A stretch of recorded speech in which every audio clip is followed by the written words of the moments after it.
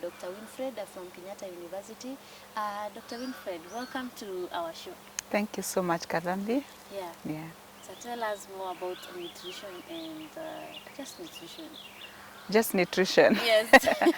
Okay. Nutrition is wide, but in a simple way, I'll say, Yeah. it's the processes. It involves the processes by which our body gets the nutrients from the foods and drinks that we eat. So it actually encompasses many aspects of how we derive those nutrients from our foods. Yeah. So why does what we eat matter?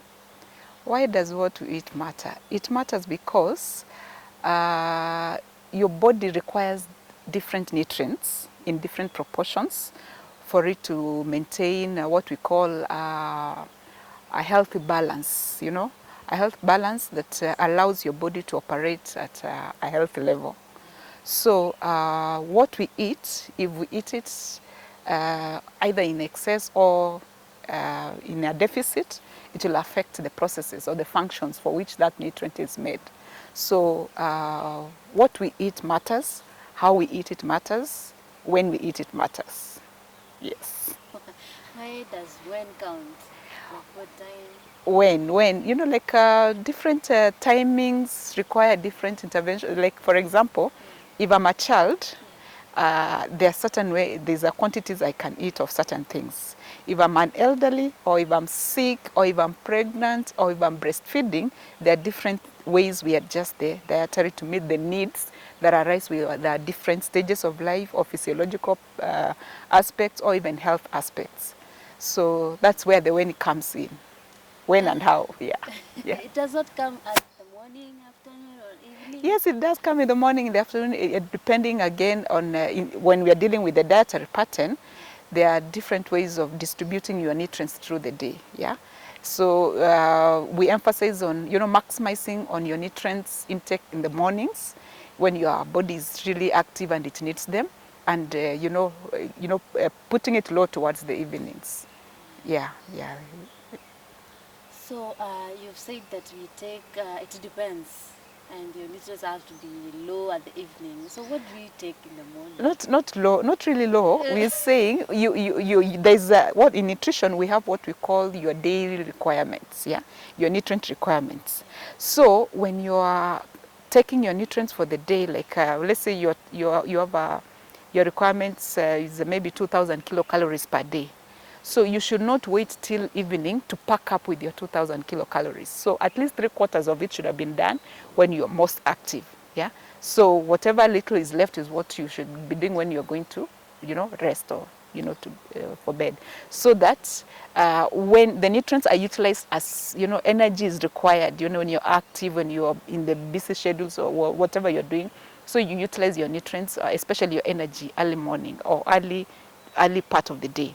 Yeah, then now deciding to go for all your quantities in the evening, which again will complicate the digestion. Yeah, because your body is slowing down. So digestion and even availability of the nutrients, it's not, and in any case it could cause a lot of discomfort. Yeah, so we are saying we eat throughout the day, but the proportions come down to the as you come down to your evening, depending on your requirements again, or depending on your state of health, depending on your age, your physiological state. There are many things, the factors that you have to consider when you are distributing your meals. Again, in some cases, like for children, you have to give small bits, quantities that they can consume at a given time, and then give them a break and then another. Because again, you can't also give them, those big spans of time. The frequency is more for the children as compared to the adults. Frequency of what? Frequency of feeding. Okay, I'll take a cup of milk now. Next, maybe after 1 hour, I take this for the whatever you plan for the day. So after how long do I consume? After how long do I eat my next either meal or snack or whatever? So the frequency is how often do you eat to achieve your daily requirements. So what would you advise us to be taking at night before we sleep now that the energy is not needed? At night? Yes. Okay, in the first place, you're not supposed to eat at night. Okay, I know, I understand where you're coming from. I understand what you mean by night. It's because, of course, most times people will reach home at night, yeah? Yes. So, having that, the mind is that as much as possible, limit your quantities in the night. So, like I said, if you can still eat your normal meals, your ugali, your whatever, but the quantities should be low. And if possible, if you can eat early, in fact, we're told, like at least 2 to 3 hours before bed. That means you should have consumed all your daily intake, in a span of maybe 2 to 3 hours before you go to bed. So it's not, but like now with our schedules and all that, most people will arrive home 10. That's when they want to eat ugali, sukuma wiki and everything, or nyama choma or githeri at that time, and then go to bed immediately because they have to wake up so early. So some of these problems, abdominal issues, discomforts, indigestion, sometimes arise because of that. Yeah, so we allow enough time for the body to digest, and assimilate and all that, so that you go, like, I don't want to say that you go to bed with an empty stomach, but a lighter stomach. Yeah. But hey, some of us will find ourselves waking up at night hungry. Okay, there are those are disorders. Those are eating disorders. Those fall under eating disorders, Yeah. unless for some reason, like I know, like during pregnancy, it's a strange period. So sometimes some behaviors come for the women, yeah. But unless there's any other underlying psychological issue, I don't think it's advisable to wake up in the night to go and eat. So let me Yeah. ask you, if you get used to, you make it a routine, eating at 7, sleeping at 9, you get used to it. Yeah, your body adjusts to it. And you can actually pattern your lifestyle like that. Yeah. It's Okay. possible. And Yeah. can you repeat the answer, like when you eat 3 hours before going to bed? Okay, like I was saying, where we say it's possible that you can eat like 2 to 3 hours before you go to bed. So as we say, you allow the food to be digested and assimilated and all that, so that you don't go with a packed stomach to bed. And when the body has already slowed down from the day's activities. So it's not when you want to tax the body again. That's why sometimes, because now the body is exhausted and it needs to rest, and now you pack it up with food at that time when it needs to rest, that's why you find it's even hard to get sleep at some time. People wake up in the middle of the night because the body is trying to be active to digest the food that was eaten so late. So it can also influence how you sleep, if you eat so late, it can also influence how you sleep, how well you sleep and all that. So it's good to, pole gradually, adapt a lifestyle, a pattern that allows you to have a kind of a good enough time between your last consumption to your bedtime. So you're saying with time the body Yeah. adjusts. You develop a pattern. Yeah. Yeah, you develop a pattern, and then let it be your and it works well for most people. But does it work for babies? Babies, yes, it works well for babies. The sleeping patterns of babies are, like, unless a baby is unwell, or unless something, dramatically happens to disturb the patterns, the baby's sleeping patterns, I think, okay, I know I'm not an expert in sleeping patterns, but I know the eating, whatever, because like we said, when the baby is well fed and is settled and there's no other problem, maybe sickness or any other thing that disturbing the baby should be able to sleep. Again, even for the early, the child development expertise, I'll, recommend that the children be given, a sequential pattern where they can adapt to, so that the child knows, you can actually the child can even give you the cues that now it's time for feeding, I want to feed, I want to sleep and all that. So it's possible even for a child. Yeah, and in any case, we are supposed to inculcate these habits when the children are small, because now they grow up with that kind of a pattern. Yeah, it's possible. Mine Like takes food at 5 and then I worry at night katamka. at 5, at Yes, 5 in the evening. Then she Well, sleep at 7, then I'm like, so then they wake is up, she okay? she wakes up in the middle of the night to eat. No, no, no, No, no. no, she's Like okay. at the next And by day. the way, like for children as they grow, especially now when they're coming from school and all that, in fact, the best thing is let them have their meals early. Then even if it's they want anything else, it's a simple snack, maybe a cup of milk or even a fruit as they go to bed. But let them, as soon as they come from school, they let them do their homework, whatever, whatever. Let them eat all their meal early. Let them eat their meals early. Then giving them too late.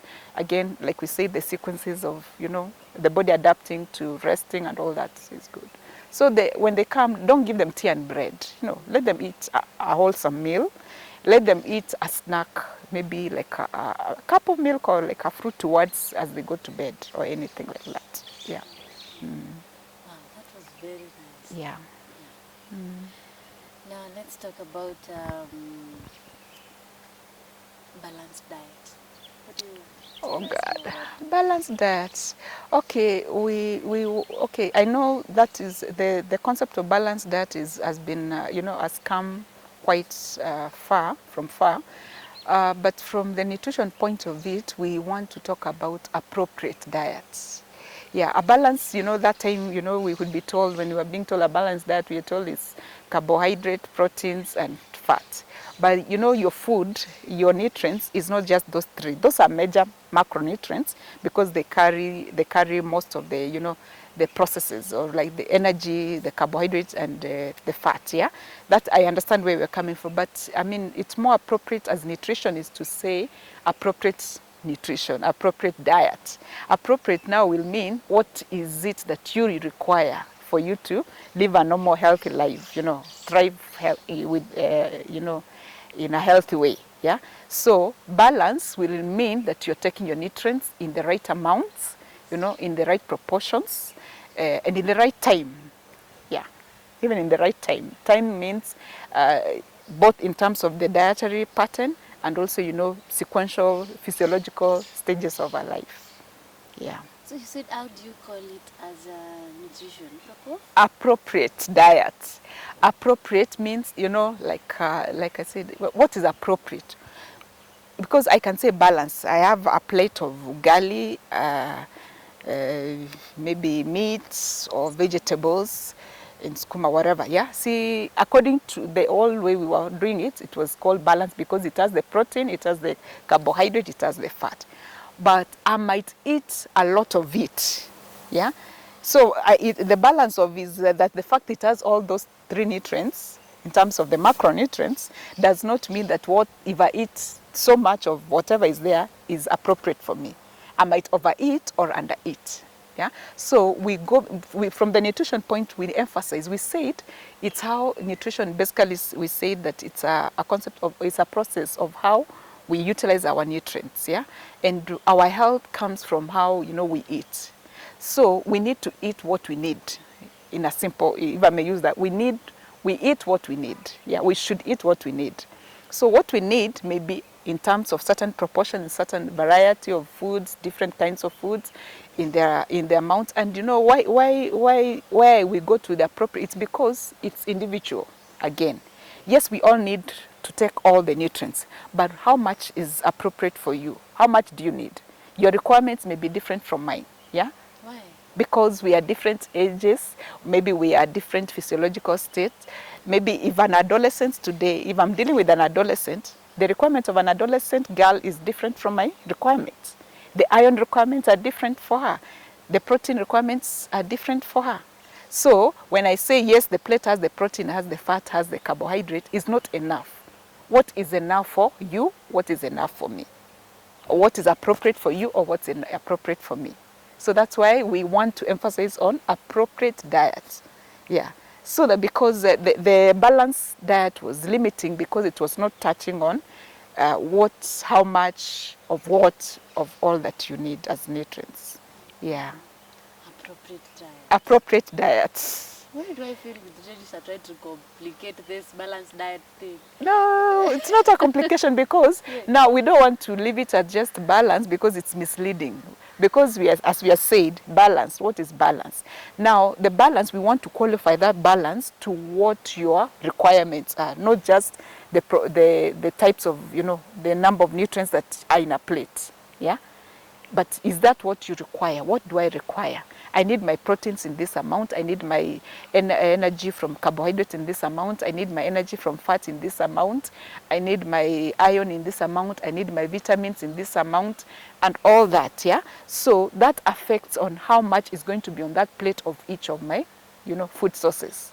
Are we together? Yes. Yeah. So now, if we just say balance, we have all the foods in your plate, and yes, it's balanced because it has the different nutrients, but like I say, the aspect of quantities for a particular person at a given time, that is where we want to emphasize appropriate diet. Not that the balance thing is wrong, but it was not good. The balanced diet concept is not allowing you to really expound on what do you mean, what is balance for who and what. Yeah. So we qualify it. It's not that it's wrong to use balance, but we qualify it by saying make it more appropriate for a particular person, an individual at a given time. Wow. Yeah. That is quite Yeah. insightful. Yeah. Now, what would you advise our audience when preparing, cooking, and serving meals? Okay. My advice about preparing, cooking, and serving of meals. Okay, let me just say, from the concept of, we take food because we need it for our nutrients, yeah? And so when somebody preparing means how even you're acquiring, you're choosing your foods, what is going to be done for what and all that, yeah? Yes. And today I think it's quite a very challenging thing for most people because of the many, where our food sources are coming from. And sometimes it's a challenge thing. But however, having said that, I think anybody who is setting to prepare a meal, yeah, should put at the back of mind as in what is it that is needed for my family or for my, if you're cooking for your family or even for your child, yeah.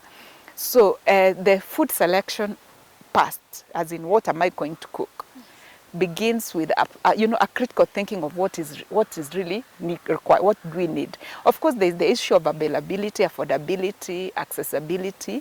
All those things are important. All those are important factors. But I'm like, okay, even within the limited accessibility or the limited availability, it's possible to come up with a good plan that is, reasonable for the requirement of your family or your child or your friend or whatever you're preparing the meal, or for yourself. Yeah. So when you set yourself to prepare food or prepare a meal, I know you at the back of your mind, I have maybe unga, I have this, I'll do chapati, or I'll do ugali, or I'll do pilau, or I'll do rice, or I'll do mokimo, or do githeri, whatever it is. Yeah. Have it in mind that who am I even? First of all, consider whom are you preparing the meal for? What are their requirements? Yeah. And so that now when you are doing your choices, you are thinking about the requirements. Nutritionists are always insisting, do you need what you're preparing? Do you need to eat that? Yeah. So if you need it, then it's okay. Yeah. So it's different from maybe the hospitality part. You're like, because it looks nice, because it tastes nice. Nutrition, okay, we want the food to be tasting nice and looking nice, but more importantly, it should be taking care of your nutritional needs. Yeah, so it's not about just the artistic aspects and all that, but nutrient needs. So somebody may want to consider who am I cooking for? What do they require? What can I afford? Accessibility and many things, and you can now adjust accordingly. And then also maybe try to, as much as possible, try to consider your food sources. Are they safe sources? Yeah. Yeah, because today there are many challenges. So even if I'm doing my vegetables, are my vegetables okay? If they are not, if they're full of pesticides, what do I need to do at the home level to reduce that? Like maybe the kind of washing, soaking, and all that. So those are things that I think at individual level you really need to deal with. And then when it comes to cooking, cooking is an art and a science. So depending on what you want to cook, you might choose to cook it this way or that way. However, from the nutrition point of view, try to emphasize on those cooking methods that, don't, can I say, destroy the nutrients in the food, and also that make the nutrients available. Sometimes the nutrients are available naturally in a food, but the method of preparation may not allow the nutrients to be available to the body. Now, I know that sounds complex, yeah, but I want to say that let's consider, is the method of cooking going to, make my nutrients be available? Like, for example, we emphasize on fruits and vegetables, and sometimes, like our vitamins, some of the fat-soluble vitamins that are available in our vegetables can only be available to us when we consume them in a, like when they're cooked in oil, simple, or, call it salting or simple frying. If we boil them, then we can get the roughage, we can get maybe the water solubles, but we can't get the fat soluble vitamins. So there are those things that some of, somebody needs to be aware of. So like if you're doing your carrots, yes, you can eat your carrots or your whatever, but vitamin A in the carrots will not be available if it didn't pass through some oil, Again, how much oil, that is also important. Not so much oil, yeah. Yeah, and then maybe in terms of, the only thing I'm observing from our lifestyle today, we should aim to cook to eat, not cook to store. I know because our busy schedules, sometimes we do mass cooking and, pack the fridge so that when you come next, it's available. Well, it's from the health point of view, it's not advisable to rely so much on that kind of, lifestyle. If it's whenever possible, cook to eat, cook the food that you need to eat, not to store so that you eat it later because of microbial issues, many things that are happening. But again, that is subject to individual analysis of what you're actually doing. But the best thing is to cook fresh and eat. Then methods, I know, like if I, in commercial setting, or even the way we have functions, weddings and all that, when we're doing mass cooking, most times people cook early, the food, and the food is stored in the, what do we call them, the food warmers, or in the Containers. the container, no, the, what do we call them, hot pots, yeah, the hot pots. Now, okay, it's convenient and it sounds like making things easy for all of us, but in terms of nutrition, it's not good, especially when you're dealing with protein containing foods, because they should not stay in a closed container for more than 3 hours. In fact, 3 hours is on the higher stretch, because protein, it deteriorates quickly. And when they're in that, warm temperature, it's not safe. So that's why sometimes you hear, people getting stomach issues when they're in an occasion because of that thing. And even the way children are packed for food to school, especially in the food container, the hot pots, those schools that allow children to carry their lunch and all that. And sometimes the food is cooked so early, at 4 or at 5, because our schedules. And then that food, that child is going to eat it at 1.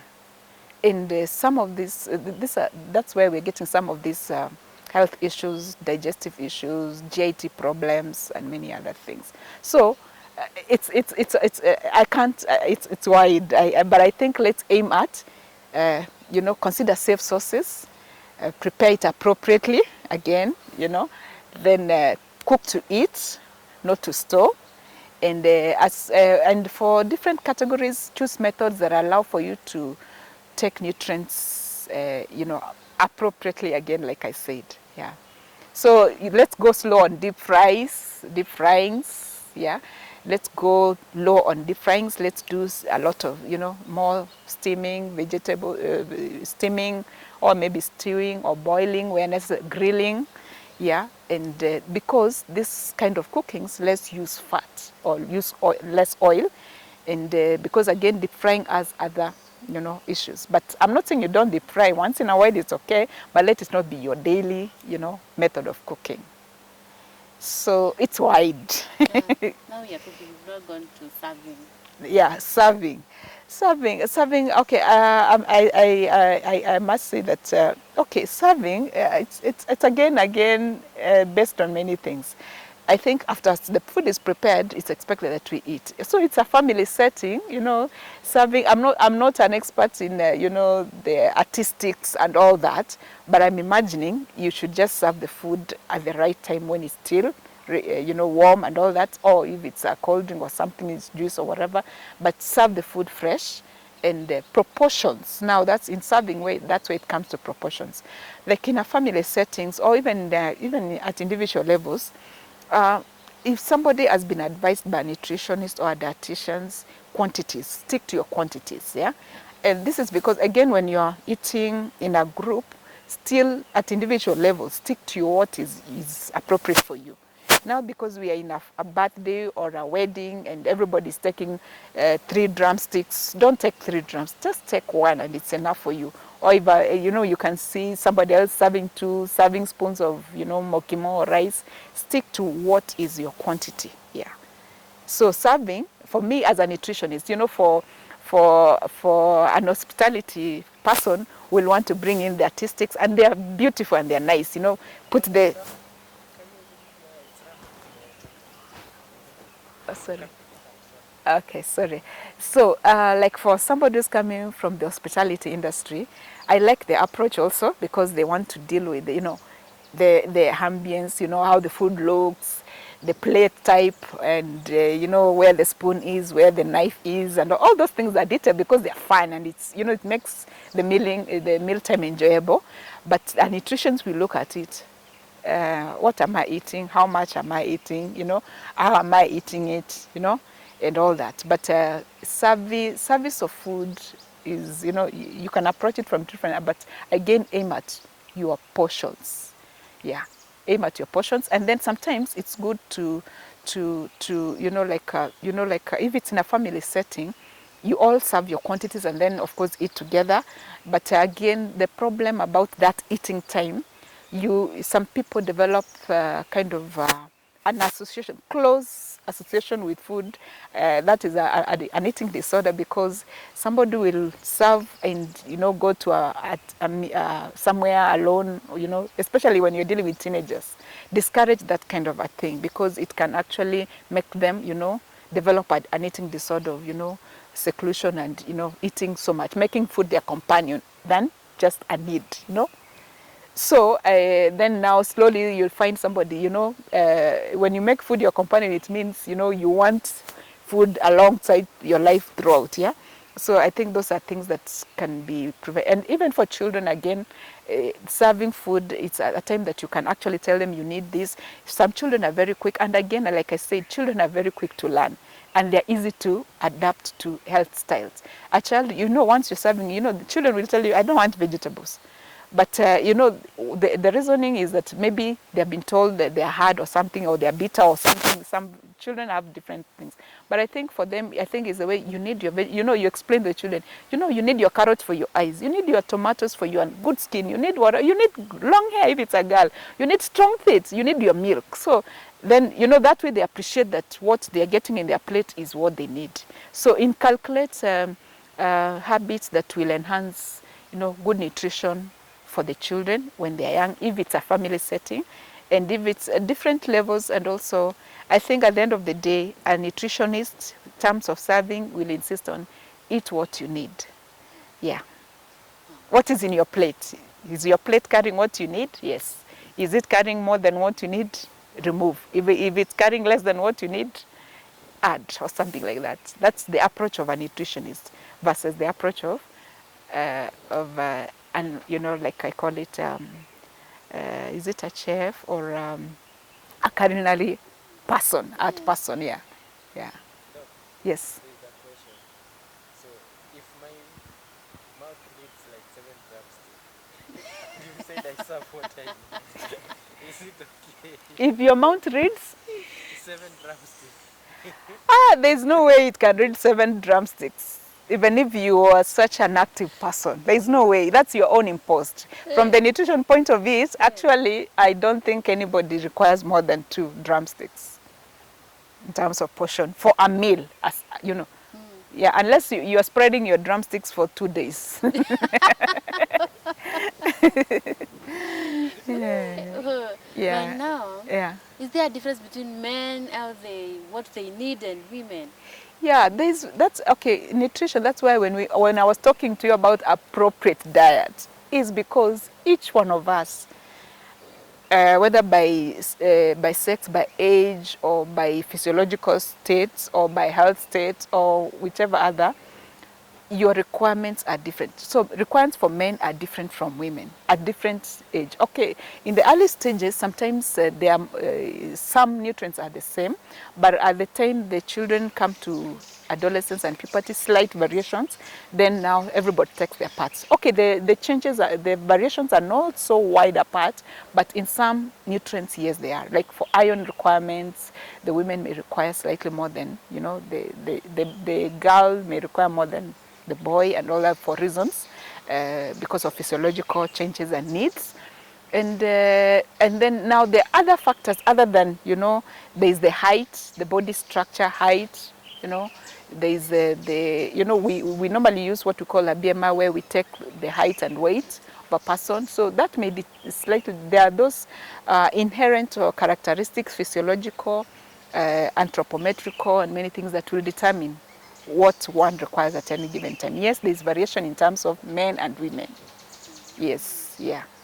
So I'll take you back to cooking a little bit. Yes. You said warming food. So Yeah. do we do away with thermos, microwaving, and everything? Okay, limit if you can. Try to minimize if you cannot avoid it, for the sake, you also want to say, like I'm saying, I'm giving you the reasoning why we should discourage it.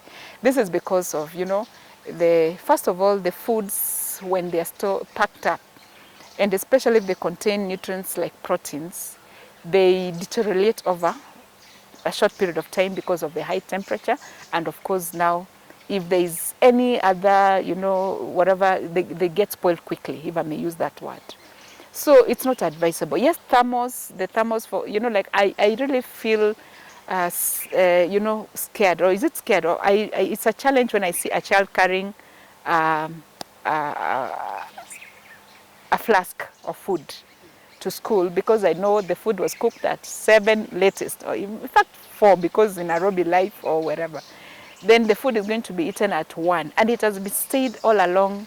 The only thing is, unless now you say when you're going to school you don't include proteins in your, and you see now what will that mean? You're making the child not take the protein that he requires or she requires for that day at that time. Because maybe carbohydrates, when they're boiled, they will take long to get spoiled. But anything that has protein, milk-based, any pulses and meat, dengus, lentils, all this, they get spoiled. And it's not good for the children. So what am I saying? I'm not saying we don't warm food, but that's why I said as much as possible, cook to eat, yeah? Or allow the children to eat the school meals. In fact, a child will be safer eating the githeri in school, which is just boiled, than packing the rice and the dengu at 4, and then the child to eat it at something like that. If it's most schools, I think, provide lunch. I'd rather they eat even that, even if they eat the lunch of ugali and cabbage or whatever, than eating spoiled food, something like that. So my concern is not that it's convenient. There's sometimes because we move, or we want things done, conveniently. So sometimes we have to consider what are the repercussions of that. So even if it's keeping our food in a hot pot, not for more than an hour, maybe when you're just ready to serve or something, if it's at our home setting. But if it's a traveling setting, I'd rather you just drink your water, or you take your fruit or something, than carrying, that hot pot and eating a protein, especially, and we are saying we need all the nutrients. So you can't say you don't eat your proteins because it's going to get spoiled. So find a way of balancing the whatever. So my concern about the warming is the packaging. If you have to, but if situations allow, let's cook and eat freshly. Yeah, if situations allow. Yeah. And buy what we need. And buy what we need. Yeah, buy what you need, or rather, pack what can be reasonably, okay. Because maybe if it's a one-day occasion or something, it's not bad to, to get to, you know, it may not be that bad than if it's just a lifestyle. Yeah. So should we people be worried? In primary, you used to carry, I don't know, from class 4 to carry. Should we be worried in future? Maybe it's going to happen. Well, It's going to no, I happen. think it should have reacted. It should have reacted. But my concern is, Yeah. you know, what this food poisonings, food whatevers, you know, spoilage, and children are prone to a lot of, you know, diarrhea and all that thing. You know, diarrhea as a disease and as a symptom is really is a concern for nutrition because it you know it causes loss of nutrients, and most children, you know, are prone to malnutrition. If that is, you know, once in a while, that's a constant whatever. So some of the reasons why children develop those uh, what we call gastrointestinal tract problems could be because they're exposed to a lot of, you know, food poisoning and you know, bad food or food gone bad and all that could be.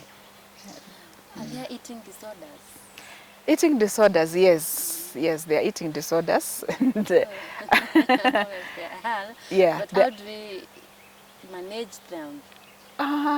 of course, find out the underlying. A disorder is, you understand what a disorder is? It's a deranged or a wrong way of doing thing. Yeah. So eating is not bad, but that means the disorder means the eating, the way the food is being eaten is what is the problem. Yeah.